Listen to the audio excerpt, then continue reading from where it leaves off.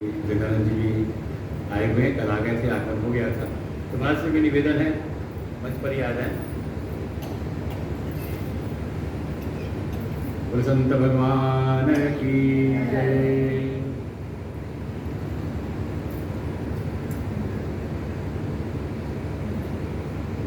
तत्व का बोध कराने के लिए, अपनी आत्मा का अनुभव कराने के लिए, और साथ ही आत्मा ही ब्रह्म है, इस तत्व का बोध कराने के लिए ही इस ग्रंथ में भगवान शंकराचार्य जी के द्वारा एक प्रक्रिया का सहारा लिया।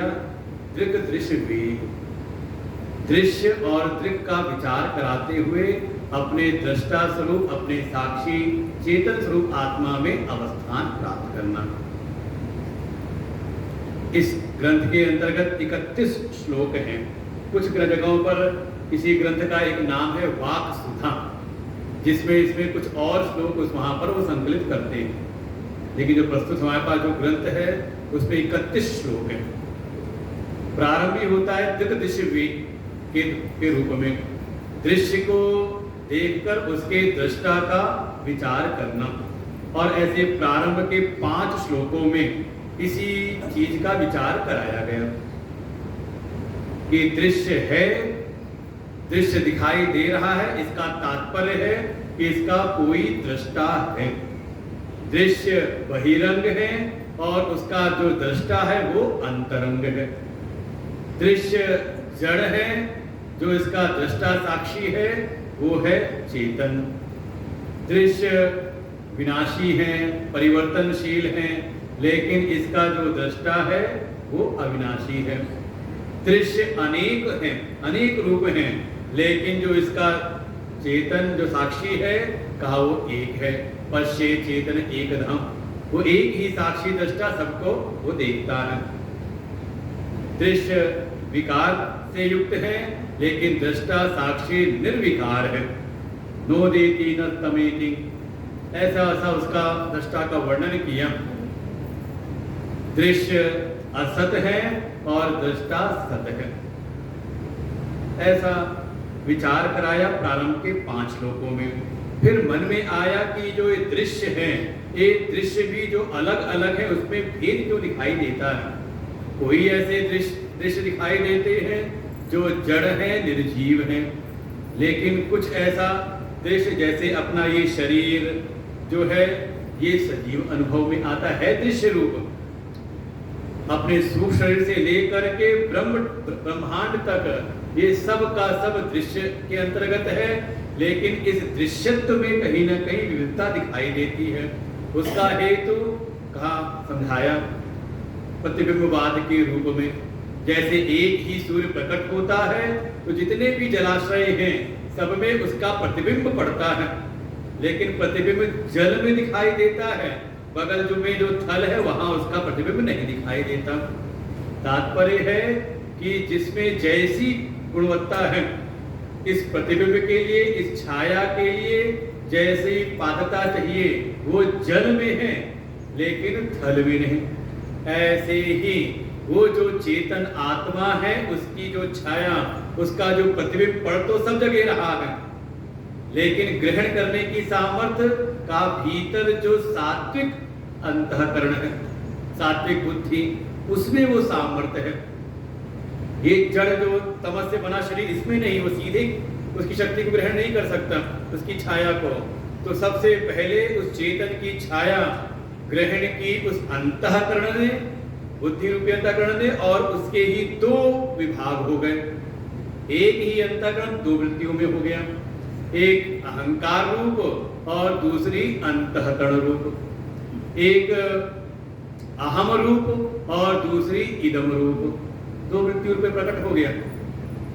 और फिर ये जो अहंकार हुआ चित छाया के साथ, इसका ऐसा तादाद हुआ कि ये अहंकार सजीव हो गया, और सजीव होकर के इसने फिर इस शरीर से तादात्म्य किया। तो शरीर भी कैसा हो गया, तो कहा चेतन आगमता, ऐसे वर्णन था वहां पे, देह चेतन, इस देह में भी चेतनता आ गई। तो उस जो बिंब रूप जो अपना चेतन है उसकी छाया पड़ी अंतःकरण में, उससे जो अहंकार प्रवृत्ति प्रकट हुई वो चित छाया और अहंकार के तादात्म्य से पहले तो अहंकार सजीव हुआ और उसने जब तादात्म्य किया देह के साथ में तो फिर देह भी हो गई चेतन।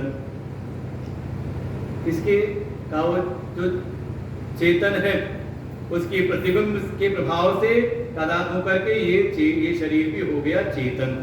जैसे दृष्टांत दिया था चित छाया और अहंकार का तादात्म्य हुआ कैसे, तो कहा लोह पिंडवन मतम, जैसे लोहे का गोला और अग्नि का तादात्म्य हुआ तो अग्नि के ऊपर लोहे के गुणधर्म का आरोपण हो गया और लोहे के गोले के ऊपर अग्नि का, ऐसा तादात्म्य एक हो गए। और फिर इनका शरीर का तादात्म्य कैसे हुआ, तो कहा जैसे अग्नि से गर्म हुआ हमारा पात्र, धातु का पात्र, और उस धातु के पात्र में रखा हुआ जो जल है कहा वो फिर गर्म हो जाता है। ऐसे ही एक से एक अपना आगे ही सचेत होता है। विषय करण सुर जीव समेता सकल एकते एक सचेता। तो गोस्वामी ने इसी प्रक्रिया को वहां पे अपनाया है जगह जगह पर, अगर विचार करें। इसे कहते हैं हमारे वेदांत के जो प्रकरण है ये बिल्कुल ऐसी कुंजी है, इसको अगर आप बुद्धि में धारण कर लो, इसका विचार कर लो तो आपके लिए पुराण और जो कथाएं हैं वो बड़ी सरल हो जाती हैं।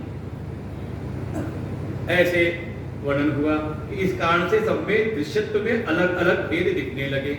कारण है सबके अपने गुणधर्म, सब में वो चेतन की छाया को धारण करने की सामर्थ्य सीधे नहीं होती, एक से दूसरा सचेत होता है।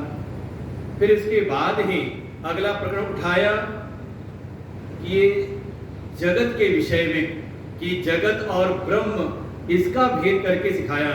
जैसे भीतर आपने दृश्य और दृक् का विचार किया, ऐसे ही आप बाहर भी विचार करो ब्रह्म और सृष्टि का।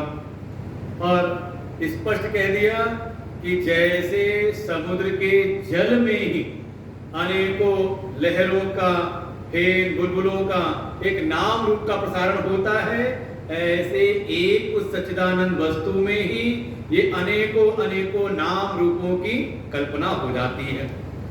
सब अलग अलग दिखने लगते हैं, सब ऐसे ही। किस वजह से, कैसे उत्पन्न हुए सब, कहा एक शक्ति है जिसका नाम है माया। माया ही इसकी दो शक्तियां हैं माया की, शक्ति द्वय ही माया। दो शक्तियां माया की है, एक है आवरण शक्ति और दूसरी है विक्षेप शक्ति। करती क्या है दोनों, तो दोनों एक दूसरे की सहायता करती हैं। पहले जो माया की आवरण शक्ति है वो सत स्वरूप को ढक देती है, और जैसे ही ढका आवरण शक्ति ने उस सत स्वरूप को, तत्काल ही विक्षेप शक्ति ने उस पे अनेकों नाम रूप की कल्पना करा दी, विक्षेप प्रकट कर दिया, अनेकों दृश्य प्रकट कर दिए। ऐसे ही बिल्कुल जैसे भीतर वही कहा अंतर्दिक दृश्योर भेद बहिश्च ब्रह्म सर्गयो। भीतर जो दृक् और दृश्य का भेद है कि दृष्टा अलग है, दृश्य अलग है, इसका जो भेद है, और बाहर ब्रह्म और सृष्टि जगत, इनके बीच में जो भेद है ये आवरण शक्ति इस भेद को ही ढक देती है और हमें ये भेद दिखाई नहीं देता। समझो पूरे जगत में ऐसे ही है, जड़ चेतन गुण दोष में विश्व की, ये जड़ और चेतन से मिलकर के बना हुआ है सारा जगत। करना क्या है, का यही विवेक की दृष्टि प्राप्त करनी, हंस वाली दृष्टि। जैसे हंस क्षीर का विवेक करता है, ऐसे ही जो साधक हैं, जो संत हैं, वो जड़ और चेतन का, दृश्य और दृक् का विवेक करते हैं। लेकिन हुआ क्या, इनका जो भेद है जिसको हम विवेक से अलग अलग जानते हैं, ये जो माया की आवरण शक्ति इस भेद को ढक देती है और हमें इसका भेद प्रतीत नहीं होता, बल्कि दोनों एक से दिखते हैं। दृक् और दृश्य का, दृश्य और साक्षी का तादात्म्य हो जाता है, एक लगने लगते हैं, एक दूसरे के गुणधर्म एक दूसरे पर आरोपित हो जाते हैं। और ऐसे ही बहिर्जगत में ब्रह्म और सृष्टि ये दोनों एक महसूस होने लगते हैं। इस वजह से कहा माया की आवरण शक्ति के कारण। और जैसे आवरण शक्ति ने किया, तुरंत ही विक्षेप शक्ति ने संसार की प्रसारणा शुरू कर दी। सा संसार से कारणम, फिर वो संसार की दूसरी शक्ति संसार की कारण बन जाती है। और इसी में फिर एक जीव की उत्पत्ति हो जाती है, जिसको कहा जीव तु व्यवहारिक। ये अर्थ क्रिया कारक व्यवहार करने वाला जीव उत्पन्न हो जाता है। और बड़ा सुंदर यहाँ सत्य बताया कि जीव किसको कहते हैं। कई बार हम शरीर को जीव कह देते हैं, कई बार हम चित छाया को कह देते हैं, चित प्रतिबिंब को, चिदाभास को। यहाँ कहा चार चीजें जब एक साथ होती तो जीव उत्पन्न होता है। कौन कौन सा? कहा पहला तो साक्षी चेतन आत्मा, वो होना चाहिए। भाई बिंब हो तभी तो प्रतिबिंब आएगा ना। तो साक्षी का तो कभी उदय अस्त होता ही नहीं, वो तो रहता ही रहता है, वो तो नित्य है, हमेशा रहता है। भाई पर्दा है सिनेमा का तो उसमें दृश्य उत्पन्न होते हैं, तो वो तो कहीं जाता जाता है नहीं। तो साक्षी पहले तो चेतन हो, फिर लिंगम देहेन संयुतम, फिर लिंग शरीर हो और स्थूल शरीर, और साथ ही उस लिंग शरीर में चेतन जो साक्षी है उसकी छाया, उसका प्रतिबिंब। क्या चार चीजें हो गई? कहा इन सब के समावेश से कहा जीवस्यात् व्यवहारिक। सूक्ष्म शरीर है, उसपे साक्षी की छाया पड़ी, प्रतिबिंब पड़ा, तो पहले सूक्ष्म शरीर चेतन हुआ और वो दो रूप हो गया, इदम और अहम, अहंकार और अंतःकरण रूप हो गया। और फिर उसका तादाद हुआ देह से, और फिर भीतर प्रकट हो गया अहम कर्ता, अहम भोक्ता, अहम ज्ञाता। ये कर्तृत्व, भोक्तृत्व, ज्ञातृत्व इत्यादि ये सब जो है रूप, कहा वो जीव उत्पन्न हो गया और फिर व्यवहार करने लगता है। और जब आ गए हम सत्संग में, श्रोत्रिय ब्रह्मनिष्ठ सद्गुरु की शरण में जब हम आए और उन्होंने इन शास्त्रों का आधार लेकर के जब हमको विचार कराया, किस चीज का? कि देखो साक्षी और जीव का आपस में हो गया है तादात्म्य। जिस साक्षी की बात कही थी, जिस साक्षी के बारे में समझाया था, वो साक्षी चेतन है, सत है, अंतरतम है, और साथ ही वो साक्षी चेतन आत्मा ही ब्रह्म है। लेकिन समझने वाले को क्या लगा था कि हाँ मैं साक्षी हूं, अपने अहम से साथ जोड़ करके उसे साक्षी को समझा था। इसका एक सहज तादाद भ्रांति के कारण हो गया था। उसको अनुभव तो होता है आत्मा का, लेकिन आत्मा को ब्रह्म रूप नहीं जानता, बल्कि वो अहम के रूप में जानता है, अपने ज्ञात था। वैसी बात कही ना कि मैं जान गया, हमने सुना और मैं जान गया। ऐसे ही कोई कह करके जान करके कोई पहुंचा शिष्य गुरुजी के पास में, गुरुजी आपने जो समझाया था आत्मा के बारे में, उस आत्मा को, ब्रह्म को मैं जान गया। गुरुजी ने कहा था तू जान गया? तुम्हारे उसने तो इसको तुमने जान लिया अच्छे से, तो अभी तुमने थोड़ा सा जाना है। दहरमेवापि नूनम त्वं वेत्थ ब्रह्मणो रूपम। अभी तुमने उस तत्व के बहुत अल्प रूप को जाना है। कैसे जाना? का अपने अहम के रूप में। कहता मैं साक्षी हूं, मैं जानने वाला हूं। कम जाना है। कैसे जाना आपने? का आपने जीव को उस तत्व के ऊपर आरोपित करके आपने जाना है। साक्षी का बोध तो हुआ, लेकिन केवल अहम अहम के रूप में हुआ, मैं के रूप में हुआ। जबकि वो जो साक्षी आत्मा, कहा वो सर्व आत्मा है, ब्रह्म है। तो ऐसे आपने इस ये व्यवहारिक जो जीव हुआ था, ये जीव ही के भीतर ही कहा ठीक है, कर्तृत्व भोग कर उधर त्याग कर दिया, लेकिन ज्ञातृत्व का जो मान रहा, तो समझ ले अभी किनकिनी भीतर रह गई है, अभी पूरा चावल पका नहीं है। आके बारंबार जब सद्गुरु शरण में रह करके, इसलिए बहुत आवश्यकता है गुरुदेव का आश्रय। ज्यादातर समाज में क्या है कि थोड़ा सा जाना और झलक मिली, लगता है बस अब तो हो गया। जैसे आजकल के बच्चे थोड़ा कमाना वाना सीख मिल जाता है, कमाई शुरू होती, लगता है अब घर वालों की जरूरत नहीं है, अब अपनी मर्जी से हम अपना जिएंगे। और जब निकलते तो जब सर के ऊपर आफत आती समझ में आता है तो घर में साथ में ठीक थे। ऐसे ही साधना में भी, इस अध्यात्म मार्ग में भी थोड़ी सी झलक मिली, लगा अब तो हम सिद्ध हो, हम अब तो मैं सिद्ध हो गया हूं। यही समझना, यही व्योमासुर है, वो आकाश उड़ा के ले जाता है अलग भूमिगत की स्थिति में। यही सावधान होना है। सदगुरु आश्रय में जीवन, बल्कि कल भी कहा था कि जिसको जब अनुभव हो जाता है भगवत तत्व का, अपने आत्म तत्व का, उसकी तो शरणागति और प्रबल हो जाती है सदगुरु चरणों में। क्योंकि भाव ये होता है कि मैं तो अल्प में जीवन जी रहा था, जीवन तो भाव में जी रहा था, ये तो सदगुरु कृपा है कि आज मैं ब्रह्म स्वरूप का अनुभव कर रहा हूं, तो उसका समर्पण तो और बढ़ जाता है। और अगर दूरी बनी तो समझ लो यहीं पे रहा। अभी उसने साक्षी को जीव रूप में जाना है। अस्य जीवत्वम आरोपात साक्षिण्य अपि अवभासते, वो साक्षी रूप में वो अवभासित होने लगता है। जीव जो है लगने लगता है कि हाँ मैं ही साक्षी हूं। लेकिन सदगुरु शरण में रह के जब बार बार विचार किया, और विचार करते करते उनकी कृपा से ही जैसे ही भीतर का ये आवरण मिटा, बिल्कुल स्पष्ट रूप से हमने साक्षी के लक्षणों को विचार किया और साथ ही जीव के गुणधर्मों को विचार किया। हर्ष विषाद ज्ञान अज्ञान जीव धर्म अहम इति अभिमान।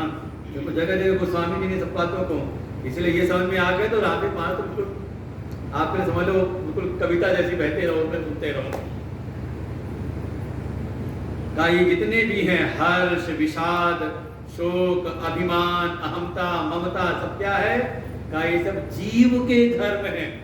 अगर उस अनुभव के बाद ये सब अगर गुणधर्म दिखाई दे रहे हैं तो समझ लो अभी हम जीव भाव में हैं। हमें पहुंचना कहाँ है? साक्षी में, इन सब गुणधर्मों से अलग। तो ये बार बार सतगुरु के पास से जब हम श्रवण करते हैं तब ये भेद स्पष्ट हमें दिखाई देता है। उस भेद के ऊपर पड़ा हुआ आवरण छट जाता है और फिर भेदे भाते हमें वो दोनों के भेद बिल्कुल स्पष्ट दिखाई देते हैं। और फिर अपयाति तक वो सारे जो अज्ञान रूपी आवरण है बिल्कुल छट जाता है। ऐसे उसको फिर अपने साक्षी चेतन स्वरूप का अनुभव होता है कि ये साक्षी चेतन आत्मा ही ब्रह्म है, ब्रह्म ही आत्मा है, अयम आत्मा ब्रह्म। और जैसे भीतर उसको विचार ऐसे किया, उसने समझ लिया का तथा सर्ग ब्रह्मणोश्च भेदम आवृत तिष्ठति। ऐसे ही अविचार की दशा में ये सृष्टि और ब्रह्म का जो भेद है इसके ऊपर हुआ था आवरण, वो माया की दो शक्ति के द्वारा आवरण और विक्षेप के द्वारा का जब सत्पुरुषण में रह के विचार किया तो धीरे धीरे वो जो सृष्टि के विकार हमें अब ब्रह्म पे आरोपित लग रहे थे, जब विचार किया तो जब सारे लक्षणों को स्पष्ट रूप से हमने विचार किया तो वहां भी आवरण हटा।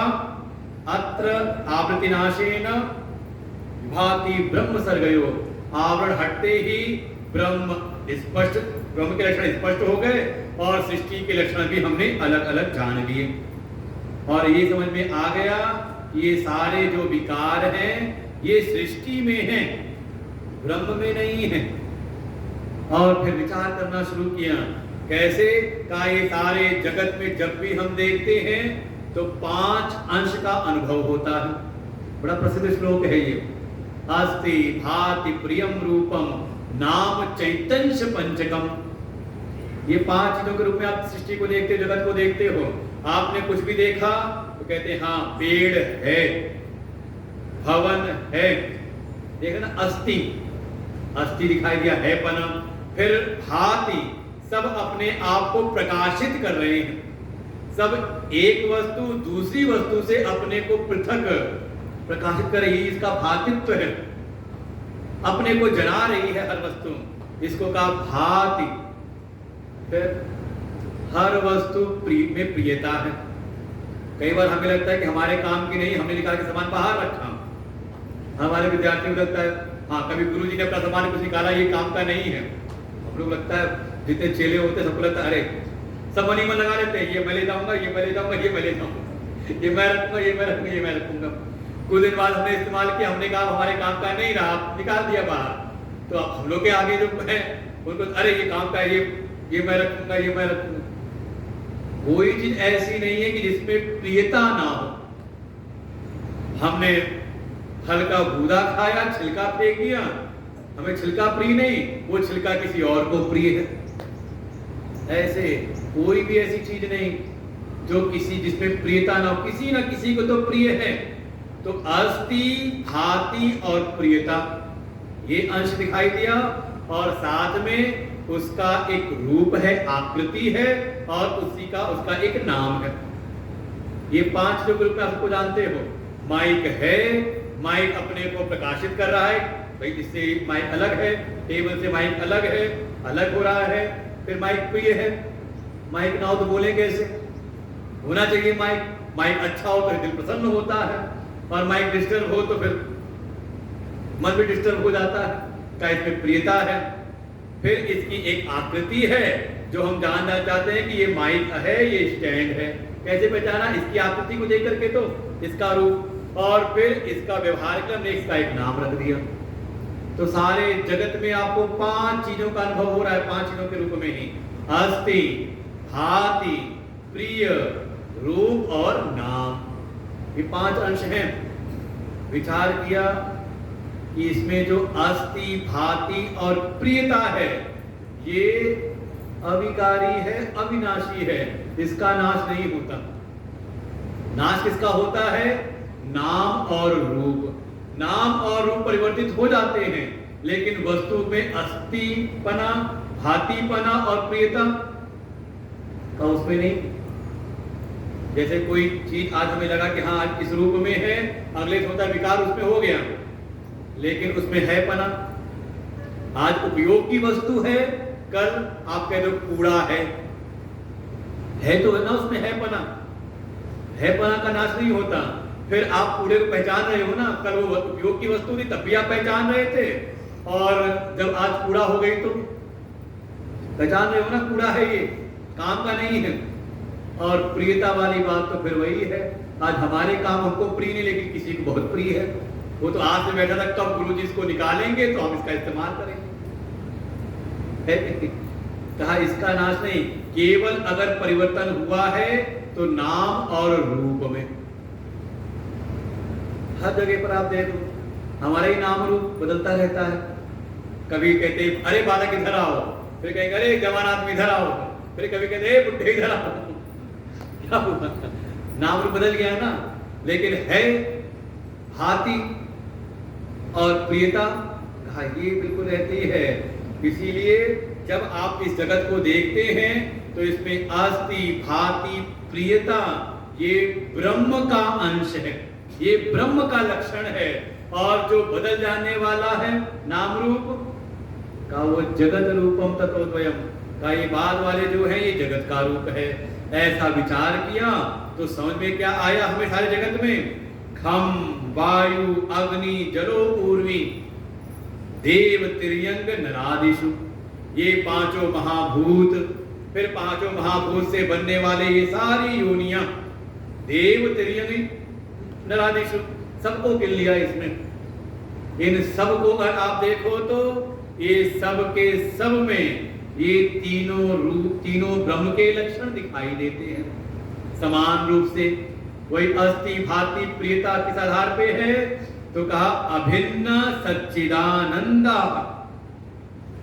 सब में अभिन्न रूप से, बिल्कुल अविनाशी रूप से, सब में सत, चित और आनंद। सत ही अस्थि रूप से, जो चित है वही भाति रूप से, और जो आनंद है वही प्रियता के रूप में। ये सब में अभिन्न है, समान रूप से सब में दिखाई देगा। कुछ भी आपको आकाश है, आकाश वायु से अलग अपने को प्रकाशित कर रहा है, अनुभव में आ रहा है, और उसमें प्रियता है। फिर उसका एक गुण है, उसका एक नाम है, देखो सब में दिखाई देगा। ऐसी वायु में, वैसी अग्नि में, वैसे ही जल में और पृथ्वी में। और फिर इन पंच महाभूतों से बनने वाले सारे जितने भी शरीर हैं, पिंड से लेके ब्रह्मांड तक, चाहे वो तिर्यक योनि में हो, चाहे देव योनि, चाहे मनुष्य योनि में, सब में देखो तो सच्चिदानंद आपको दिखाई देगा, सब में समान रूप से। बस भेद है तो भेदेते रूप नामिनी, नाम और रूप का भेद है। जैसे कल हमने स्वतंत्रता दिवस मनाया तो राष्ट्रीय पर्व हमें सचेत करता है कि हमारी अलग अलग जातियां हैं, अलग अलग वर्ग हैं, लेकिन सब कुछ होते हुए भी हम सब कौन हैं? हम सब भारतीय हैं, हिंदुस्तानी हैं, है ना। देखो वेदांत आ जाए तो राष्ट्रभक्ति भी प्रबल हो जाती है। जैसे अभी आप हो यहाँ पर महोली के, गए लखनऊ तो आपकी पहचान होगी, महोली से आए हैं, है ना। ये लखनऊ से आए हुए हैं, भेद हुआ ना अलग, लेकिन पहुंच गए हम दूसरे प्रदेश में तो ये महोली लखनऊ मेरठ का भेद हट गया। कहां से? का यूपी से आए हैं, उत्तर प्रदेश राज्य के है, प्रदेश के हैं। और मान लो आप चले जाओ विदेश और आपको अपने जैसा रंगरूप वाला कोई दिख जाए तो बड़ी खुशी होती है। अरे ये तो अपने जैसा है, ये हमारा तो नहीं है, वहां भारतीय तो नहीं है। कैसी पहचान होती है? अब ना तो आप वहां जाति वर्ण देखते हो, ना अगड़ा पिछड़ा का भेद देखते हो, ना आप कोई देश प्रदेश का भेद देखते हो। क्या देखते हो? अरे ये भारतीय है, ये हिंदुस्तानी है ना। तो बिल्कुल विविधता में एकता, और एक को ही विविधता में, यही अनुभव करना है। तो सब में दिखाई देने लगा, सारे बिल्कुल ब्रह्मांड जहां कहीं को दिखाई देता है, सब में हमें सच्चिदानंद का अनुभव हो गया। और सारे जो भेद हैं कहा वो नाम रूप के हैं। तो ये तो हो गया श्रवण मनन हो गया। देखो यहां तक की जो साधना थी श्रवण और मनन की थी। पहले हमने सुना, सुन करके उसका युक्त हमने मनन किया। अब जो मनन किया है ना उसका ध्यान भी करो। ध्यान किसका करना है? किसका ध्यान करना है? देखो बिना ज्ञान के ध्यान नहीं होता। ये भागवत जी में भी कहा था, शास्त्र अनभ्यासात, जब बिना शास्त्रों का अभ्यास किए, सद्गुरु शरण में रह करके शास्त्रों का अभ्यास किए बिना कोई जब ध्यान करता है तो उसको ध्यान का फल नहीं मिलता। ये ध्यान रखें। दूसरे तीसरे की कथा में था ये भक्ति के 6 अंग, दूसरे की कथा में ये 6 अंग हैं भक्ति के। उसमें एक है ध्यान, जिससे हमें भगवत प्राप्ति हो सकती है, लेकिन सही विधि से नहीं किया तो नष्ट हो जाता उसका फल। तो ध्यान किसका करना है? का जिसको हम जान रहे, जिसको हमने जाना नहीं, बिना जाने ध्यान करो। हमारे दादा गुरुदेव इस बात को कहा करते थे, गुरुदेव के गुरुदेव परम गुरुदेव कहा था, आज हम ध्यान करेंगे गुड़ंगू का। करो ध्यान, करो, कर लोगे ध्यान। क्या होता है गुड़ंगू? देखा है कभी गुड़ंगू? जाना कभी गुड़ंगू को? कोई उठपटांग नाम ले लिया तो कहते ध्यान करो। अरे पहले जिसका ध्यान करना है, ध्येय को पहले जानो, उसके लक्षणों को जानो। जब हमने उसके लक्षणों को जाना, अच्छा हम कहते हैं हाथी का ध्यान करो, ध्यान आ गया ना। क्यों? क्योंकि हाथी को हमने जाना था, लेकिन वो 4 अंधे जाके हाथी को जानने गए तो जब सही सही उसको प्रमाणों के अनुसार, भाई रूप का ध्यान करना तो प्रमाण है नेत्र, जब उचित प्रमाणों के द्वारा तत्व को, ध्येय को नहीं जाना तो वो भी फिर भ्रम से युक्त ध्यान करते हैं। इसलिए पहली आवश्यकता है प्रमाण, उचित प्रमाणों के द्वारा उस तत्व को हम जाने। इसके लिए ही कहा शास्त्रेषु गुरुवाक्येषु सत्य बुद्ध्या धारयेत। सा श्रद्धा कहता जाता, ऐसी श्रद्धा से होकर के शास्त्रों के वचनों को सद्गुरु के श्रीमुख से पहले श्रवण करें, श्रवण करके उसको जाने, युक्ति युक्त उसका हम मनन करें, और मनन के उपरांत जो हमें सार सार मिला है अब उसका ध्यान करें। तो अब आगे का जो प्रसंग है लगभग हमें लगता है कि 9 श्लोकों में 22वें से लेकर के 30 तक, ये है अब ध्यान की प्रक्रिया। ध्यान कैसे करें? तो शुरुआत किया, वो बताया था ना 5 अंश दिखाई देते हैं हर जगह पर, तो उसी को आधार लेके जैसे दृश्य को बताया तो दृश्य को आधार लेकर के दृष्टा का ध्यान विचार करें, दृश्य को ना पकड़ लें। कई बार क्या होता है, हम लोग कोई बात समझानी हो तो हम लोग कोई दृष्टांत लेते हैं, समझाते हैं, हाँ देखो जैसे जगत में ऐसे होता है ना, ऐसी इस बात को समझ लो। और सामने समझने वाला वो जो समझाना तो उसको नहीं समझता है, वो बात पकड़ लेता है दृष्टांत, अरे हमने भी ऐसा देखा था एक बार, और वो अपनी चर्चा शुरू कर देता है दृष्टांत को लेकर के। तो कहना पड़ता है कि ये दृष्टांत है, ये दृष्टांत नहीं समझाना है, दृष्टांत नहीं पकड़ना है। जैसे बहुत सारी कहानियां हमने पढ़ी, कछुए और खरगोश की पढ़ी थी ना, बच्चों ने पढ़ी कि नहीं पढ़ी? कछुए खरगोश की कहानी पढ़ी है? नहीं तो फिर पढ़ाएंगे, फिर हमारे आचार्य और माता जी पढ़ाएंगे। फिर लोमड़ी और कौवे की कहानी सुनी, इनकी बात हुई, फिर इनमें क्या क्या हुआ। वहां कहानी सुनाने के बाद जो सुनाने वाले होते कहते ही मैंने कहानी सुनाई, इस कहानी की ये शिक्षा है।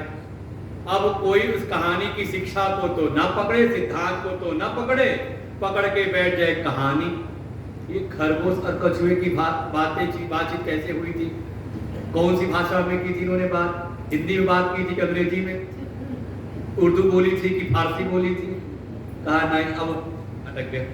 तो यही है, अब जो आपने इस श्रवण के द्वारा जो सिद्धांतों को भीतर ग्रहण किया, युक्ति मनन किया, अब उसका सहारा लेकर के अपने साक्षी का हमें ध्यान करना है और साक्षी की ब्रह्म स्वरूपता का अनुभव करना है। तो कैसे करें? तो वही आधार लिया, वो 5 चीजें आपने देखी थी ना, अस्थि भाति प्रिय और नाम और रूप। तो सच्चित आनंद के ऊपर नाम रूप की कल्पना। तो अब आधार लिया, कहते हैं जब ध्यान में बैठो तो जैसे ही मन जाए किसी दृश्य में ध्यान करो, देखो इसमें अस्थि है, सत है, इसमें भाति है, चित है, इसमें प्रियता है, आनंद है, ये है का ये ब्रह्म का रूप, ये ब्रह्म का लक्षण, ये ब्रह्म है। और इसमें जो विविधता अलग अलग दिखाई दे रहा, भेद दिखाई दे रहा है नाम रूप का, कहा ये सब कल्पित है। तो करें क्या? जैसे ध्यान से कहीं जाए तुरंत नाम रूप की उपेक्षा कर दे। जैसे कोई मेहमान आए, आपका दिल नहीं लगता तो आप उसको इग्नोर करते हो, उपेक्षा करते हो। और जब मेहमान की उपेक्षा करो तो ना ध्यान दो। वो कहते बुखार हो और मेहमान हो, दोनों की जितनी खातिरदारी करोगे उतनी देर ज्यादा टिकता है। और उसकी कर दो उपेक्षा तो कहते खाना बंद कर दो। ऐसी बुखार को खाना मतलब भोजन नहीं दिया तो, और मेहमान को भोजन ना दो तो क्या होगा? तो चला जाएगा। तो ऐसे ही ये जो नाम रूप है इसकी ध्यान में करो, उपेक्षा नहीं, नाम रूप नहीं पकड़ना है। इसमें जो अस्थि है, भाति है, प्रियता है, इसमें सत्य चित्त आनंद जो अंश है उसको केवल पकड़ लो। सच्चिदानंद तत्पर, उसी के परायण हो जाओ, सच्चिदानंद केवल ध्यान में रहे। परिणाम क्या होगा? समाधि सर्वदा कुर्यात् अंतः अथिति हृदय अथवा वही। ऐसे अब आचार्य कह रहे ऐसी समाधि लगाओ। हर समय आपको जो 5 चीजें दिखाई दी उसमें 2 नाम रूप की उपेक्षा की और केवल सच्चिदानंद परायण हो गए, सच्चिदानंद को ही ध्यान में किया। ऐसे समाधि हर समय करो। इससे देखो हमारी वेदांत की जो समाधि है ना, वो अन्य योगियों की समाधि से बढ़िया है। क्योंकि योगी जो समाधि लगाते हैं तो आसन में बैठ के लगाते हैं, और समाधि से उठे तो फिर वही माया का आवरण और विक्षेप काम करता है। लेकिन वेदांत की जो समाधि है, कहा जब वो आसन में बैठ करते हैं तो भी समाधित होते हैं, और जब वो व्यवहार करते हैं, गीता जी के दूसरे अध्याय के आखिरी में जो 18 श्लोक हैं, यही पूछा है ज्ञानी जब अपने आप में होते हैं तो कैसे रहते हैं, और ज्ञानी जब व्यवहार करते हैं तो कैसे करते हैं। जो साधक होता है वो ध्यान में तो सही रहता है, सत्संग तो ठीक रहता है, समझ में आ जाता है, लेकिन व्यवहार में जाकर के कहाँ फंस जाता है। क्यों? क्योंकि वो अभी समाधि का सही स्वरूप समझा नहीं। जो ऐसे 5 अंशों में नाम रूप की उपेक्षा करना सीख जाए और सच्चिदानंद का ध्यान करना सीख जाए, तो चाहे वो हृदय में करे तो समाधिस्थ रहता है, वो व्यवहार में जाए तो भी वो समाधिस्थ रहता है। वो जगत की निस्सारता का उसको अनुभव हर क्षण रहता है। हमारे गुरुदेव हैं तो उनके लिए सारा जगत बिल्कुल नाटक के समान है, ऐसे व्यवहार करते हैं और नाटक ऐसा करते हैं जैसे आपका बच्चा नाटक कर रहा हो तो आप बोलते अरे क्या बढ़िया नाटक किया इसने, देखो इसने जो इसको पात्र रोल मिला था बड़ा अच्छा किया। कई बार जब स्कूलों में प्रोग्राम होते हैं तो बच्चों के जो माता पिता अभिभावक होते हैं देख के खुश होते हैं, अरे बड़ा अच्छा, हाँ तो हमारे बच्चे ने बड़ा क्या बढ़िया रोल किया है, खुश होते हैं ना। तो ज्ञानियों के लिए सारा जगत बिल्कुल नाटक के समान है। जैसे कोई रंगमंच है, रंगमंच पे सब, जैसे हम सिनेमा देखते हैं, मुझे दृष्टांत दिया था, सिनेमा देखते जानते हैं ना कि सब झूठा है, लेकिन फिर भी देखते हैं, देख करके खुश होते हैं, रो भी लेते, आंखों में आंसू भी आ जाते हैं बहुत लोगों के। और कोई तो इतना डर जाता है उसको रात में नींद नहीं आती। आज पिक्चर देखी डरावनी, तो अब मान लो रात में कमरे से निकल के जाना है बाथरूम, तो बच्चे को डर लगता है, डरता तो नहीं कोई बच्चे, लेकिन प्रभाव डालता है ना वो झूठी चीज भी। तो ऐसे ही उनके भीतर सब ये नाटक है, सब मिथ्या है। और जब उसी रंगमंच में आके जब स्वयं नाटक करते हैं, तो जब अपने आप में है तो उनके लिए सारा जगत बाधित है, मिथ्या है। और जब वे स्वयं इस जगत में आके व्यवहार करते हैं तो नाटक ऐसा करते हैं कि देखने वाले को लगता है अरे भगवान ने ऐसा नाटक किया। कैसा नाटक, पत्नी खो गई, आज भी किसी की पत्नी खो जाए तो जाएगा थाने में, कोतवाली में खबर करेगा कि जाओगे जंगल में, अरे हाँ हे खगमृग हे मधुकर सेनी तुम देखी सीता प्रगृहिणी। कोई है ऐसा कोई जड़ कोई मूर्ख कि जाके पेड़ पत्तियों से पूछेगा अरे तूने मेरी पत्नी देखी? और ऐसा उस नाटक किया प्रभु श्री राम ने कि संदेह हो गया सती जी के मन में। ये समझो कथानकों को, सिद्धांतों को समझने की कोशिश करें। तो ऐसी ज्ञानी जब आके समाज में करते हैं तो जो उनके चेले होते हैं, हम लोग जैसे लोग होते हैं, कहते गुरु जी ने ऐसा क्यों किया, गुरु जी ऐसा क्यों करते हैं, क्या हुआ? यही है बस उनका समाधि सर्वदा कुर्यात्। उनकी समाधि हर क्षण होती है। जब वे अपने आप में अपने कक्ष में बैठे हुए एकांत में, तो भी वो सच्चिदानंद तत्व में स्थित है। ये नाम रूप उनके लिए बिल्कुल उसकी कोई सत्ता नहीं, सब मिथ्या है। और जब व्यवहार करते हैं तो इस बोध के साथ में व्यवहार करते हुए व्यवहार ऐसा करते हैं कि उनके व्यवहार को देख करके दूसरे भ्रमित हो जाते हैं। यही है वेदांत की समाधि। इसलिए अब समाधि का प्रकरण उठाया 23वें से, सविकल्पो निर्विकल्प समाधि विद्विदो हृदि। पहले समाधि ली भीतर की, हृदय की समाधि कैसी है? कहा 2 प्रकार की है, सविकल्प और निर्विकल्प। और फिर जो सविकल्प है उसमें भी 2 भेद कर दिए, दृश्य शब्दानुविद्धेन सविकल्पा पुनर्द्विधा। पहले 2 प्रकार, जो हृदय के भीतर समाधि, देखो दोनों समाधि सीखनी है, भीतर भी, क्योंकि यही प्रतिज्ञा की कि इस विचार के द्वारा चाहे आप हृदय में करो तो भी समाधि से ध्यान करो और बाहर करो तो भी। तो अब 2 प्रकार की समाधि के बारे में प्रतिज्ञा की, उसको अलग अलग समझा रहे हैं। पहले हृदय के भीतर जो समाधि है, देखो भगवत तत्व का जो साक्षात्कार है जिसको भी हुआ है पहले हृदय के भीतर हुआ है। मानस में वर्णन आता है सतीश ऋषि को, भीतर भगवान की छवि प्रकट हुई कि बाहर भगवान आगे आंख नहीं खोलते, तब भगवान ने कौतुकी लीला की कि भीतर की छवि को लुप्त कर दिया। तब तड़प करके हाँ अपनी छवि हटाई और दूसरी प्रकट कर दी। तड़प के उठे और फिर देखा जो भीतर थे वही सामने। और भागवत जी में ध्रुव जी की भीतर छवि प्रकट हुई, सामने भगवान आगे आंख नहीं खोलते, तब भगवान ने अपना संग का स्पर्श कराया और आंखें खुली तो देखा जो भीतर हैं, यो अंतः प्रविश्य मम प्रसुप्ताम, जो भीतर है वही सारे जगत में शक्ति रूप में विद्यमान है, वही सामने आए हैं। तो पहले हृदय के भीतर समाधि का 2 प्रकार की, सविकल्प और निर्विकल्प। और सविकल्प में भी 2 भेद कर दिए, दृश्यानुविद्ध और शब्दानुविद्ध। ये चार्ट बनाना घर जा करके। हृदय के भीतर की समाधि दो तरह से, सविकल्प निर्विकल्प। सविकल्प फिर दो प्रकार से, दृश्यानुविद्ध और शब्दानुविद्ध।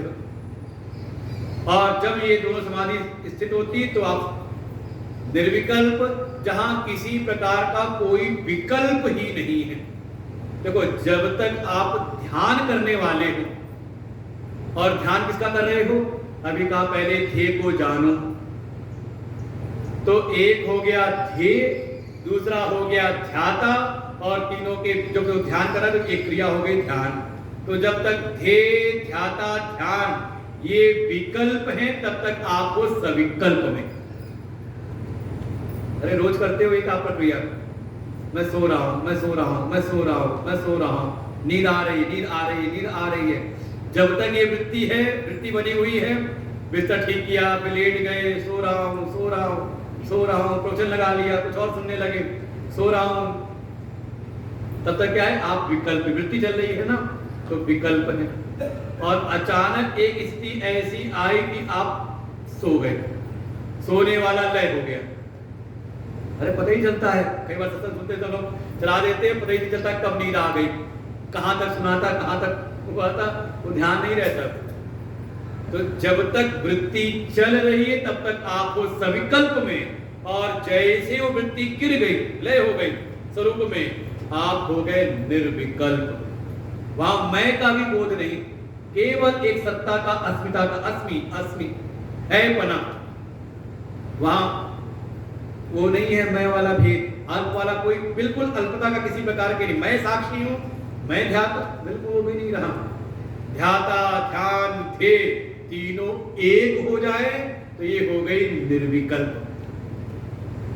ये साध्य है, साधन है सविकल्प। पहले हम विकल्प लेके चलते कैसे, तो अब उसको विस्तार करते हैं कि सविकल्प में दो कहे थे ना, दृश्यानुविद्ध और शब्दानुविद्ध। और वो सारा प्रसंग जो अभी तक विचार किया तो सब आ रहा है साथ में।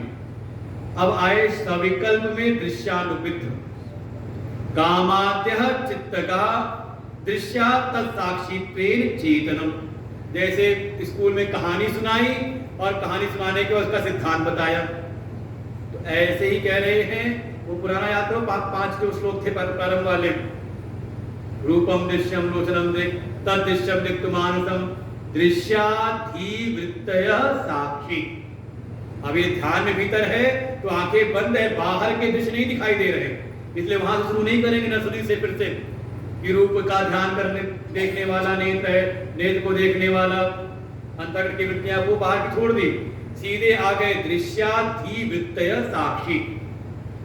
आंखें बंद करके जब भीतर ध्यान करने लगे तो बाहर के दृश्य तो नहीं दिख रहे, लेकिन मन के भीतर की वृत्तियां हमें दिखाई देती हैं।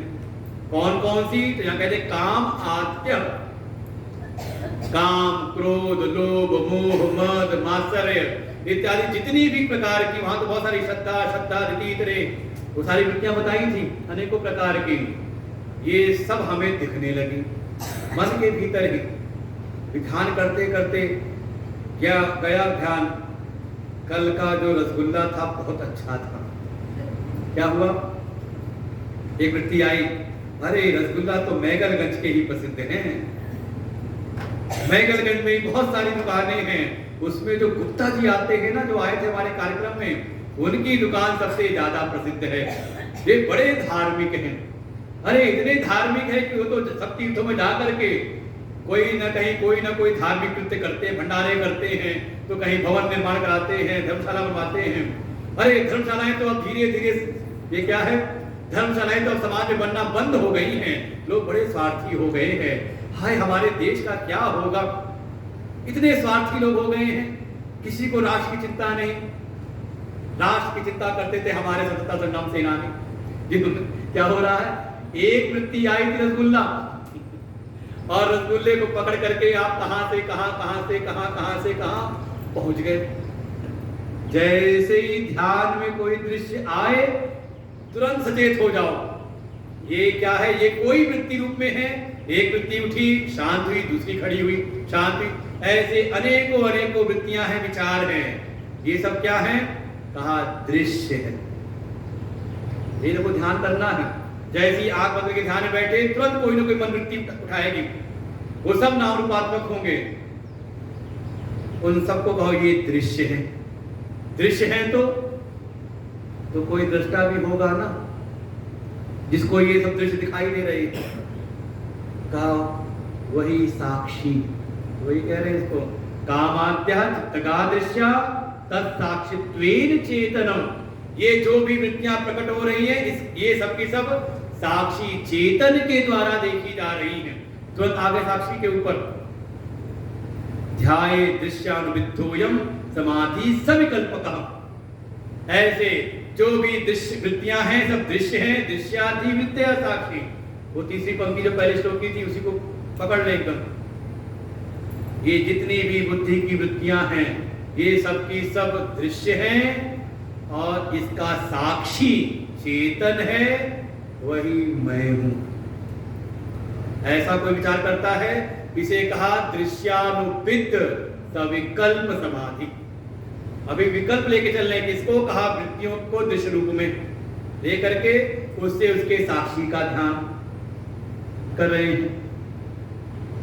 फिर उसके बाद फिर जब आ गए साक्षी पर तो ध्यान आया कि साक्षी का स्वरूप कैसा है। तो श्लोक था पांचवा छठा श्लोक था, नो देति न स्तमेति न वृद्धि न क्षयम भवेत्। कहा वो कैसा है, कहा वो ऐसा है जिसका कभी जन्म नहीं होता, जिसका कभी विनाश नहीं होता, उसमें कोई वृद्धि नहीं, कोई क्षय नहीं। वो कैसा है, कहा चेतन है, वो असंग है। तो अगला आ गया, असंगः सच्चिदानंदः स्वप्रभो द्वैत वर्जितः। वो जो अपना स्वरूप है वो कैसा है, कहा सब में रहते हुए सबसे असंग है। फिर सच्चित आनंद स्वरूप है। ये सब शब्दों का ध्यान करते हैं। सच्चिदानंदः द्वैत वर्जितः, उसमें कोई भेद नहीं, उसमें ज्ञाता ज्ञेय का भेद नहीं, उसमें कर्ता कर्म का भेद नहीं, उसमें ध्याता ध्येय का भेद नहीं, किसी प्रकार का कोई द्वैत नहीं है। ऐसा वो एक अद्वितीय अपना वो स्वरूप है। और वो अस्मीति, मैं हूं। अहम जोड़ लो उसमें, अहम अस्मि, मैं हूं। वो चेतन जो ऐसा असंग सच्चिदानंद अखंड नित्य जो चेतन है वही मैं हूं। ऐसा जब विचार हुआ तो कहा शब्द विद्धोयम समाधि सविकल्पकः। तो ये आप आ गए शब्दानुविद्ध समाधि पर। जो हमने सदगुरु श्रीमुख से जो हमने वचन सुने थे ध्यान करके, वैसे ही हम अपना स्वरूप का ध्यान करते हैं। असंगोहम असंगोहम असंगोहम पुनः पुनः सच्चिदानंद रूपोहम अहमेवाहम अव्यय। तो बहुत सारे चिदानंद रूप शिवोहम शिवोहम, मैं शिव स्वरूप हूँ। सोहम अस्मिति वृत्ति अखंडा। ऐसी जो अखंडाकार वृत्ति चलने लगती है महावाक्य जनित, अहम ब्रह्मास्मि, मैं ही ब्रह्म हूँ, मैं ब्रह्म हूँ। ऐसा मैं ये जड़ दृश्य रूप नहीं बल्कि इससे अलग सबसे असंग मैं सच्चिदानंद हूँ, मैं सच्चिदानंद हूँ। ऐसा जो ध्यान करते हैं इसको कहा शब्दानुविद्ध, शब्द का आधार लेकर के सविकल्प समाधि। तो ये हो गई दूसरी सविकल्प। पहली दृश्य, जो भी दृश्य हैं उनका साक्षी का विचार करते हुए इसे कहा दृश्य का आधार लेकर के सविकल्प समाधि। और जब आ गए साक्षी पर तो वो साक्षी चेतन मैं हूं और वो सच्चिदानंद है। तो ऐसे शब्द का आधार लेकर सविकल्प कहा शब्दानुविद्ध हो गई। और ऐसा करते करते करते करते ये जो विकल्प सारे हमने खड़े किए थे, चाहे दृश्यानुविद्ध से शब्दानुविद्ध और एक समय ये अखंडाकार वृत्ति, ये जो ब्रह्माकार वृत्ति है, ये धीरे धीरे स्वरूप में ही जाकर के लय हो जाती है और केवल स्वरूप का ही रस आनंद अनुभूति। तो क्या हुआ आगे, स्व अनुभूति रसावेशा दृश्य शब्दा उपेक्षतु। ये जैसे अपना स्वरूप प्रकट हुआ उसका रसास्वाद बिल्कुल कहते हैं बिल्कुल उसका परम आनंद वो रस स्वरूप है, रसो वही सह। जब उसका एक आनंद का आवेश भीतर आया, अरे फिर तो ये दृश्य शब्द सब की हो जाती उपेक्षा, तुरंत छोड़ दो। तो ये है तरीका अंदर जाने का। और जैसे ही अपने स्वरूप में आ गए तो अब वहां ना तो कोई ध्याता है, ना कोई ध्येय है, और ना कोई ध्यान की प्रक्रिया है, ना कोई ज्ञाता है, ना कोई ज्ञेय है, ना कोई ज्ञान। तीनों एक हो गए। और जैसे ही हुए तो एक हो गए तो केवल अस्मि अस्मि सत्ता का अनुभव है। बिल्कुल जैसे निद्रा में बाहर प्रपंच का कोई, बाहर भीतर कोई प्रपंच नहीं, लेकिन वहां अपने स्वरूप का बोध नहीं रहता, जगने के बाद होता है। ये जो समाधि है निर्विकल्प, समझ लो जागते हुए सोना है। कभी सोए हो ऐसे? जागते भी रहो, सोते भी रहो, इसी को कह देते हैं लोग। बिल्कुल सजग हैं, लेकिन कोई विषय का बोध नहीं, ना कोई दृश्य, ना कोई शब्द, केवल अपनी सत्ता, अहम अस्मि अस्मि, इस तरह से हो गया। तो ये हो गया, कहा निर्विकल्प समाधि निवात स्थित दीपवत। और इसकी उपमा दी जैसे बिल्कुल वायु रहित, कहीं आपने बिल्कुल सब वायु हटा दी, कोई ऐसा शीशे का बना दिया आपने और उसमें एक दीपक रख दिया। देखो हवा आ रही हो तो दीपक की लौ हिलती रहती है, डगमगाती है। धूप जला दो तो उसकी धुआं ऐसे से हिलता है। और बिल्कुल निवात स्थान, कोई वायु का प्रभाव ना हो तो दीपक की लौ बिल्कुल सीधी होकर के जाती है ऊपर की ओर। धूप का धुआं भी ऐसे बिल्कुल सीधा चला जाता है ऊपर की ओर। जैसे निवात स्थान में रखा हुआ दीप है, उसमें किसी प्रकार का कोई हलचल नहीं, ऐसे ही निर्विकल्प समाधि में जब स्थित हो जाता है तो कोई उसमें हलचल नहीं, बिल्कुल शांत है, सजग है, सावधान पूर्वक रहता है वो। ऐसा जैसा भीतर हो गया तो कह रहे आगे 27वें में, हृदय इव, जैसे हृदय में, हृदय के जैसे ही, बाह्य देशे अपि, ऐसे ही वो जो समाधि शक्ति है जैसे हृदय के भीतर स्वरूप स्थित हो गया, ऐसी बाह्य देश में भी, बाह्य देशे भी यस्मिन् कस्मिंश्च वस्तुनि समाधि आत्य सन्मात्रा नाम रूप पृथक्ति। ऐसी जिसने अपने भीतर दृश्य के आधार बना के साक्षी का, फिर साक्षी के स्वरूप का अनुभव करते हुए, उसके लक्षणों का चिंतन करते हुए अपने स्वरूप में स्थित हो गया। जैसे भीतर वैसे ही जब वो बाहर देखता है जगत को तो कस्मिश, किसी भी एक वस्तु, कस्मिश वस्तु नहीं, किसी भी वस्तु को आधार बना करके वो पहली समाधि लगाता है। कैसे? तो कहा नाम रूप पृथक्ति, जिस वस्तु को देखा उसके नाम रूप को किनारे करता है। क्या दिखाई दिया? हम आपसे पूछे ये क्या है? क्या है ये? क्या है ये? नाम नहीं बताना है। हाँ वो कहानी, वो कोई सूरदास गए भंडारे में, किसी के साथ कोई ले गया, चलो बढ़िया भंडारा, वहां पे प्रज्ञानाश्रम भंडारा है जन्माष्टमी का, चलो। और संजोग जन्माष्टमी के भंडारे में यहाँ फलाहार, और फलाहार में बनी वहां पे खीर। जब आए सबके परोसे लगे, वो आया पूरी पूरी पूरी, उसने पूछा दूल्हा से पूरी, हाँ पूरी जानते थे, पूरी रख दो। सब्जी आई रख दो। तब तक आया तस्मई तस्मई तस्मई तस्मई, ये चौंके, नाम सुना नहीं था कभी, तस्मई का अनुभव किया नहीं था। पूछा अरे भैया तस्मई कैसी होती, क्या होती है? कहा दूध से बनी हुई होती है। कहा दूध? दूध नहीं दे जाना था। कहा दूध कैसा होता है? उसने कहा बिल्कुल सफेद सफेद।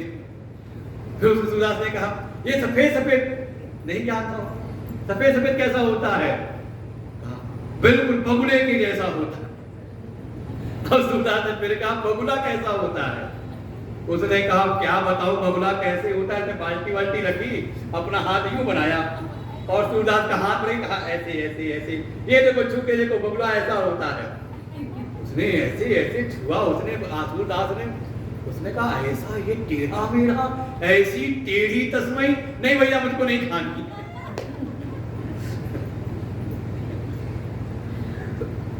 ऐसे ही हम कहीं नाम नहीं लेना है, रूप नहीं लेना है, तो आप कहोगे कुछ है, दिखाई भी दे रहा है, अलग दिखाई दे रहा है, हाँ कुछ अलग है, और आपको बड़ा प्रिय है, हमें भी प्रिय है, क्योंकि माइक से सुनाई देता है। क्या रह गया?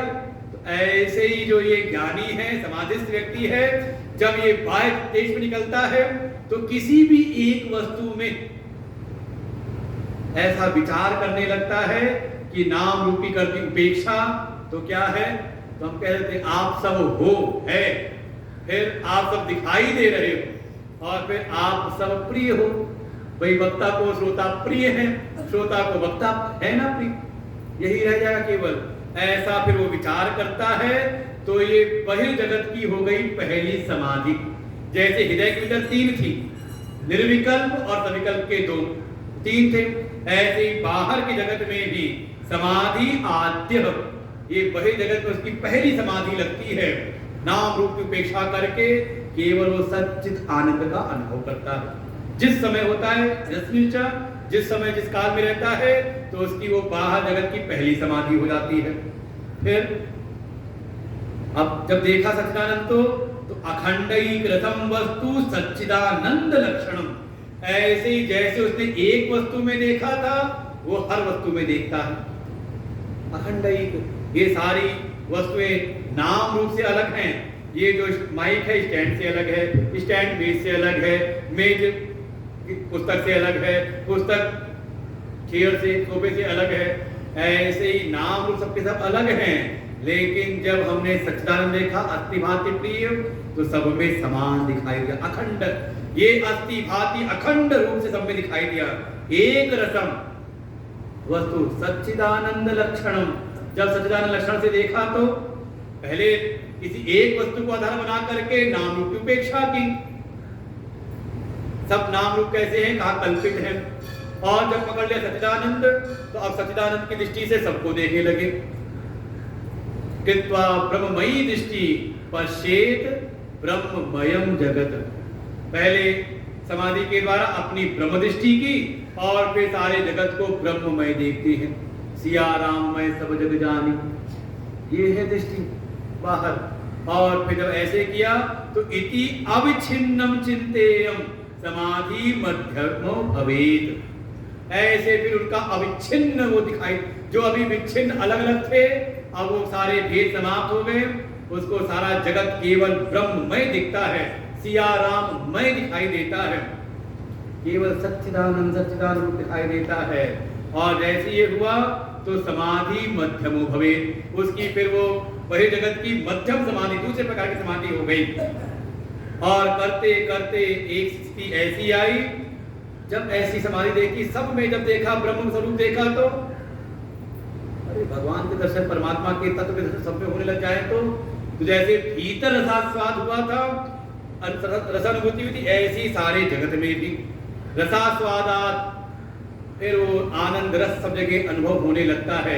किसी से कोई घृणा नहीं, किसी से कोई भेद नहीं, किसी से के प्रति कोई द्वेष नहीं, ऐसा फिर वो आनंद में जीवन जीता है। स्तब्धि भाव, बिल्कुल उसका चित्त एकदम स्तब्ध हो जाता है, कोई विक्षेप नहीं, कोई उसमें विकार नहीं, हर क्षण का वो निर्विकार होकर के व्यवहार करता है। ये हो गई तृतीय पूर्वन्मतः। ऐसे ही का ये उसकी हो गई तीसरी समाधि। जैसे हृदय के भीतर पहले दृश्यानुमित, दृश्य को आधार बना करके, फिर आए शब्दानुमित, शब्द को आधार बनाया, और इन दोनों के द्वारा ही एक समय भीतर जब अनुभूति हो गई अपनी सत्ता की, तो दोनों की उपेक्षा करके वो निर्विकल्प में पहुंच गए। ऐसे ही बाहर पहले एक वस्तु का आधार बना करके नाम रूप की उपेक्षा की, सच्चिदानंद का ध्यान किया, फिर ऐसे ही अखंड रसम में एक रूप में देखा सबको सच्चिदानंद रूप से, और देख करके उसका हृदय हो गया स्तब्ध। अब कोई नहीं, देखो प्रारंभ मानस में भी ऐसे ही कहा, बाल कांड में कहा जड़ चेतन गुण दोष में विश्व कीन करता, ये सारा जगत जड़ चेतन रूप है, तो इसमें गुण दोष है, तो हंस वृत्ति बनाओ, साधक वृत्ति बनाओ, सब जगह केवल गुणग्राही बनो, दोषों को मत देखो। और साधना करते करते पहुंच गए उत्तर कांड में, तो ज्ञान कांड में पहुंच गए, तो वहां पर यही बात फिर कही, सुनहु तात माया कृत गुण अरु दोष अनेक, गुण या उभय न देखिए सो अविवेक। कहाँ उत्तरकांड की तो है ये चौपाई, आखिरी में कहा वही कहते हैं, देखो यहाँ पे गुण और दोष अनेक हैं, अगर आप विचार करोगे, समझदारी से करोगे तो बिल्कुल दिखाई देंगे। जड़ चेतन, गुण दोष, सच्चिदानंद और जड़, ये सब दिखाई देगा सबका सब। सबसे बढ़िया गुण तो यही है कि ये भेद ही दिखाई ना दे, केवल चेतन चेतन ही इस रूप में प्रकट हो गया है। तभी महात्मा लोग आपको ही प्रणाम करते हैं। क्यों? आपके शरीर को नहीं, बल्कि आपके भीतर जो सच्चिदानंद अंश है, वो आपके नाम रूप की उपेक्षा करके आप में सच्चिदानंद का ध्यान करते हुए आपको भी नमन कर देते हैं, आपको प्रणाम करते हैं। ऐसी उसकी फिर तीसरी, तो जैसे हृदय के भीतर 3 प्रकार की समाधि, ऐसी बाहर भी 3 प्रकार की समाधि। कुल कितनी हो गई? एतई समाधि षड्भी नएत कालम निरंतरम। ऐसे आप भी जब सत्संग आश्रम में आओ, प्रज्ञानम आश्रम में, तो यहाँ बैठ के अंतर ध्यान करो, विचार करो, जो सदगुरुदेव ने आपको युक्तियां दी हैं, विचार करो, सबको अच्छे प्रकार जानो कि शरीर क्या है, सूक्ष्म शरीर क्या है, चिदाभास चित छाया क्या है, साक्षी क्या है, चेतन क्या है, सबका विचार करो। और दृश्य का आधार बना करके शब्दानुविद का आधार बना के निर्विकल्प में अपने को जान लिया, साक्षी रूप, चेतन ब्रह्म स्वरूप। और ऐसे जब आश्रम के बाहर जाओ तो व्यवहार में ऐसी सारे जगत को देखो। 6 प्रकार की समाधि, नएत कालम निरंतरम, ऐसे ही अपने समय को फिर व्यतीत करो। ये जीवन हो जाता है साधक का। और करते करते फिर सिया राम में सब जग जानी, करौ प्रणाम जोरि जुग पानी, ऐसी विनम्रता प्रकट हो जाती है। क्यों? क्योंकि अब ये देह की सत्यता को हमने निषेध कर दिया, इसकी निसारता को जान लिया। तो देह की निसारता को जानते ही ये देह का जो मान था, आई एम समथिंग, को अन्यो अस्ति सदृशो मया, अरे हमारे जैसा कौन है इस पूरे भौगोलिक क्षेत्र में, अरे पूरे प्रदेश में कौन है, पूरे देश में क्या, दुनिया में कोई। ब्रह्मा ने हमको ये सिंगल पीस बनाया था, फिर वो साचा तोड़ दिया, फिर तो थोड़ा नीचे वाले थे, हम सबसे सुपीरियर। किसको कहा? ये देह, ये स्थूल चाहे भीतर सूक्ष्म। भाई सूक्ष्म का मान नहीं होता, सूक्ष्म शरीर का मैं बहुत ज्ञानी हूं, हाँ बड़ा विलक्षण है। ये माया ऐसी होती है, अपने ज्ञान का अभिमान तो हो जाता है, लेकिन भीतर अभिमान प्रकट हुआ है, तो इसका ज्ञान नहीं होता। ये तो कोई सदगुरु है, वही आके ठोक पीट के समझाते हैं, अभिमान मत करो। धीरे धीरे इस विचार में आकर के इस सृष्टि के मिथ्यात्व का अनुभव हो जाता है। कैसे? कहा जैसे वो 4 थे ना, जो सृष्टि की को सत्य सिद्ध कर रहे थे। कैसे कैसे? अरे कल भी तो रिपीट कराया था, गुरु जी का जो उपदेश था। एक ने कहा अरे दिखाई देता है दृश्यत्वात्, इसलिए सत्य है। दूसरे ने कहा ईश्वर कृत है, भगवान ने बनाया है, तो कैसे झूठा कहते हैं इसको, सत्य है। तीसरे ने कहा यहाँ पे अर्थ क्रिया कारक व्यवहार होता है, व्यवहार कर रहे, भूख लगती तो भोजन करते हैं, प्यास लगती पानी पीते हैं, कैसे झूठा कहते हो। और चौथे थे कौन? तो ईश्वर को नहीं मानते। कौन थे? कर्म को मानने वाले। देखो जिसने जैसा कर्म किया उसको वैसा फल मिल रहा है। अवश्यमेव भोक्तव्यम कृतम कर्म शुभाशुभम, ये 4 हेतु दिए थे ना, जल्दी लिख लो जल्दी से, तो भूल जाओगे, हमने इसका हम रिपीट नहीं कर। देखो सारे पूरे दिग्विजय विवेक का गुरुदेव ने बस 15 मिनट संक्षेप कर दिया था उस दिन, जो समझ गया तो समझ गया। फिर ये जो दिग्विजय विवेक ग्रंथ है, इस विचार के द्वारा जब आचार्य परंपरा में आके श्रवण करते हैं वेदांत का, तो हमें इस जगत का निषेध इन्हीं 4 पर छोड़ करके किया गया। जिसने कहा दृश्य दिखाई देता है तो कैसे झूठा कहते हो, तो कहा अरे प्यारे दुनिया में जो दिखाई देता सब सत्य होता है? थोड़ा देखो, सूर्योदय हुआ है दिखाई दे रहा है, सत्य है। पृथ्वी चपटी दिखाई दे रही है, सत्य है।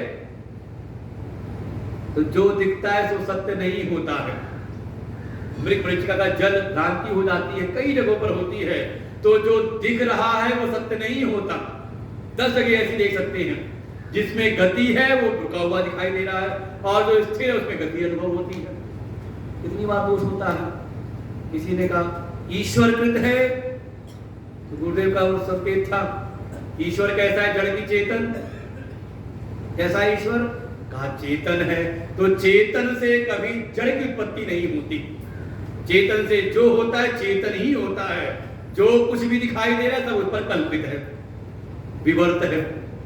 तीसरे कौन थे? अर्थ क्रिया कारक व्यवहार वाले।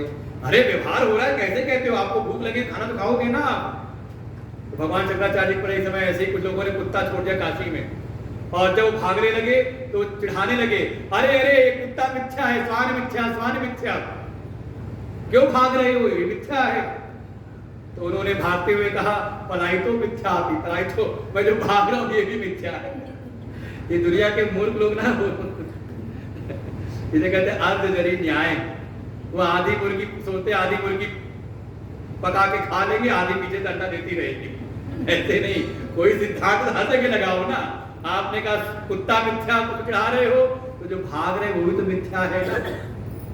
और जहां का अर्थ क्रिया कारक व्यवहार होता है, तो ऐसा व्यवहार तो सपने में भी होता है।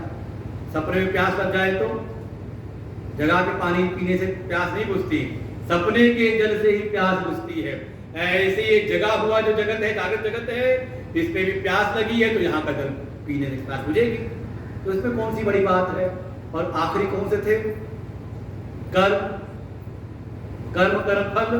तो कहा हम कौन सा कह रहे हैं कि आधा जगत मिथ्या है, आधा हम तो कह रहे हैं कर्म भी मिथ्या है, कर्ता भी मिथ्या है, और उसकी जो बीच की क्रिया है वो भी सब मिथ्या है। सब मिथ्या कह रहे हैं। कोई ये नहीं कहे कि आधा सत्य आधा मिथ्या है। ऐसे करके बिल्कुल निषेध कर दिया। और जब सारे जगत के बिल्कुल इस दृश्य पदार्थ का विचार करते हुए जब सबके मिथ्यात्व का बोध हुआ, तो उसी दृश्य में तो अपना देह भी है ना, अपना शरीर भी है, अपना मन बुद्धि सूक्ष्म शरीर भी है, सब मिथ्या है ना। देखो इस बात को देख के कहते गोस्वामी जी, निज कैसे है वो, निज बुद्धि बल भरोस मुहि नाही। वो कहते मुझे अपने बुद्धि बल का भी भरोसा नहीं, कब ये धोखा दे जाए। इसीलिए सबको विनम्रता से प्रणाम करता हूं। करो प्रणाम जो निज पानी। तो जैसे ये बोध हुआ, ये देह का जो अभिमान था, देह के मिथ्यात्व का बोध हुआ, तो इसका जो अहम था, अभिमान था, अहंकार था, ये गया गल। विज्ञाते परमात्मनि, वो अपने स्वरूप का अनुभव होते ही परम दृष्टवा निवर्तते। कहा पहले जैसे परम तत्व का अनुभव हुआ, देह के देह और ये सारे दृश्य पदार्थों का मिथ्यात्व का हुआ, तो तुरंत वो अभिमान जो देह का था वो चला गया। और फिर स्थिति कैसी बनी? यत्र यत्र मनो याति तत्र तत्र समाधि। देखो ज्ञानी की स्थिति हो गई। फिर चाहे वो अंदर हो हृदय के भीतर तो भी समाधिस्थ है सच्चिदानंद स्वरूप में, और बाहर जगत में है तो साथ समाधिस्थ है। और फिर इसका परिणाम क्या हुआ? फल विद्यते हृदय ग्रंथि छिद्यन्ते सर्व संशया क्षीयन्ते चास्य कर्माणि तस्मिन् दृष्टे परावरे। ये जो हृदय ग्रंथि थी, जड़ चेतन की चित्त ग्रंथि थी, ये सारी ग्रंथियां गई कट। ये जो तादाद हुआ था ना सहज वाला, साक्षी और सजीव अहंकार का जो हुआ था, ये जो गठबंधन था, तुरंत वो भ्रांति जन्य जो बंधन थे वो सब गए कट। फिर क्षीयन्ते सर्व संशया, अब कोई संशय संदेह रहा नहीं। अर्जुन कहते हैं गत संदेह, अब कोई संदेह रहा नहीं, सारे संशय कट गए। क्षीयन्ते चास्य कर्माणि, अस्य च कर्माणि क्षीयन्ते, उसके जो कर्म हैं, जो भी आगामी संचित और प्रारब्ध, सबके सब क्षीण हो जाते हैं, सब मिथ्या हो गए। फिर कब कहा तस्मिन् दृष्टि परावरे, फिर वो पर अवर सब रूप में का उसको वो देख लेता है, अनुभव कर लेता है, तो हो जाता है फिर वो जीवन मुक्त। जैसे हमारे पूज्य सद्गुरुदेव भगवान वास्तव में जीवन मुक्त महापुरुष हैं। ये तो जो जान गया और जीवन मुक्त कोई हो तो साक्षात ब्रह्म स्वरूप होता है। जानत तुम्हीं होई जाए, ब्रह्मविद ब्रह्म ही भवति। ऐसे ब्रह्म स्वरूप परम पूज्य गुरुदेव भगवान की कृपा से ही हमको ये अवसर प्राप्त हुआ कि हम इस आश्रम में आकर के अपनी सेवा समर्पित करें, अपनी भक्ति समर्पित करें, और सेवा भक्ति से चित्त शुद्ध हो जाए तो समय समय पर किसी न किसी वेदांत शास्त्र का चिंतन करते हुए अपनी ब्रह्म स्वरूपता का अनुभव कर लें। और बुद्ध ने चुटकी बजाते करा दिया, कहा सेवा करना कठिन है कि नहीं? कहा था ना, करते हो लेकिन अपनी मर्जी से, जहां तक लगता है अब ठीक अपने को सहूलियत होती ना करते हो, पूरा समर्पित नहीं होते। कहा भक्ति में प्रेम में, कहा ठीक है जैसे सबसे करते हो उसमें थोड़ा प्रेम गुरु जी से, थोड़ा प्रेम भगवान से भी करते हो, कठिन है। लेकिन ज्ञान कितना सुलभ है, कितना सहज है। तुम भी ब्रह्म मैं भी ब्रह्म, हो गया ना। अभी हुआ कि नहीं, समाधि लगी कि नहीं? ये आखिरी की 6 प्रकार की समाधि, दृश्य को धारणा के साक्षी, साक्षी को फिर शब्दानुपित, असंग है सच्चिदानंद है, अनुभव हो गया ना, मैं भी सच्चिदानंद। और जब अंदर अनुभव हुआ जैसे हृदय के भीतर वैसे ही बाहर, तो अस्सी ब्रह्म तुस्सी ब्रह्म। ब्रह्म किथे, कहाँ है फिर ब्रह्म, कहाँ संदेह? का सारे संदेह सारे ब्रह्म संचय कट गए। तो ज्ञान कितना आसान है, बिल्कुल आसान है, कुछ करना ही नहीं, कुछ नहीं करना, कुछ नहीं, बस एक चीज है, मैं भी ब्रह्म हूं, सारा जगत भी ब्रह्म है, मैं सच्चिदानंद हूं, सारा जगत सच्चिदानंद रूप है। ये सारे नाम रूप की जो कल्पना है ये मुझ सच्चिदानंद ब्रह्म के ऊपर ही है। हो गया, चुटकी बजाते गुरु जी ने बस करा दिया, 2 मिनट की धरी ज्ञान। तो ऐसे जो सत महापुरुष, ऐसे साक्षात जीवन मुक्त ब्रह्म स्वरूप जो महापुरुष होते हैं, वो वास्तव में उनके प्रभाव में आने से, हम लोग जानते जब कभी खुद के लिए पढ़ते नहीं सब ग्रंथ तो समझ खुद नहीं आता कि समझ में आ जाए, समझाएं कैसे, समझ नहीं आता। लेकिन जब गुरुदेव का स्मरण करते हैं, उनकी कृपा मिलती है, तो जैसे लगता है कि उनकी किरण ही भीतर प्रवेश करके वो सब प्रकाशित कर रही हो, बहुत सहज हो जाता है। तो ऐसे गुरुदेव की सेवा में हमारा मन निरंतर लगा रहे, उनकी सेवा में, उनकी भक्ति में, और उनसे जो ज्ञान मिलता है उसका हम चिंतन करते रहें। इन्हीं शब्दों के साथ में पूज्य गुरुदेव भगवान और साथ में हमारे स्वामी जी को प्रणाम करते हुए, संतों को प्रणाम नमन करते हुए, आप सभी को हृदय से प्रणाम करते हुए ये स्वाध्याय सत्र हमारा यहाँ पर विश्राम लेता है। शाम को कथा थोड़ा जल्दी आ जाए, आज क्योंकि शाम रात में फिर आना है, तो समय है 3:30 बजे। तो आज क्या 3 बजे करना है? क्योंकि बाद रात का सब तैयारी है, तो कोशिश करें 3 बजे ही आ जाएं। तो हमारे परम श्रद्धेय स्वामी जी भी आए हुए, आपका भी आशीर्वचन हम लोग प्राप्त करेंगे, और जो बची हुई शेष कथाएं हैं भागवत की, उसका भी हम लोग चिंतन कर लेंगे, और चिंतन करने की कोशिश करेंगे 5:30 बजे तक हम लोग आज कथा का विश्राम कर लेते हैं, जिससे कि आप लोग को भी थोड़ा बीच में रेस्ट मिल जाए। और फिर शाम रात में फिर आप लोग 7 बजे से सब अपने इष्ट मित्रों के साथ में, परिवारजनों के साथ में आए यहाँ पर। बढ़िया यहाँ पर दिव्य भजन संध्या होगी, सब अपने भजनों के द्वारा भगवान की स्तुति, उनको नमन वंदन करेंगे। और 12 बजे मध्यरात्रि को भगवान आए हैं तो जागरण करते हुए उनका फिर स्वागत करेंगे। उनकी आरती के बाद प्रसाद का वितरण होगा। तो आज के कार्यक्रम की ये पूरी रूपरेखा रहेगी। तो स्वयं भी आए और प्रयास करें अपने इष्ट मित्रों को, अपने आस पड़ोसियों को भी यहाँ पर लेकर के आए, अपना भी कल्याण और साथ में अपने समाज का भी कल्याण। ओम पूर्णमदः पूर्णमिदं पूर्णात् पूर्णमुदच्यते पूर्णस्य पूर्णमादाय पूर्णमेवावशिष्यते। ओम शांति शांति शांति। हरि ओम। श्री गुरुभ्यो नमः। हरि ओम।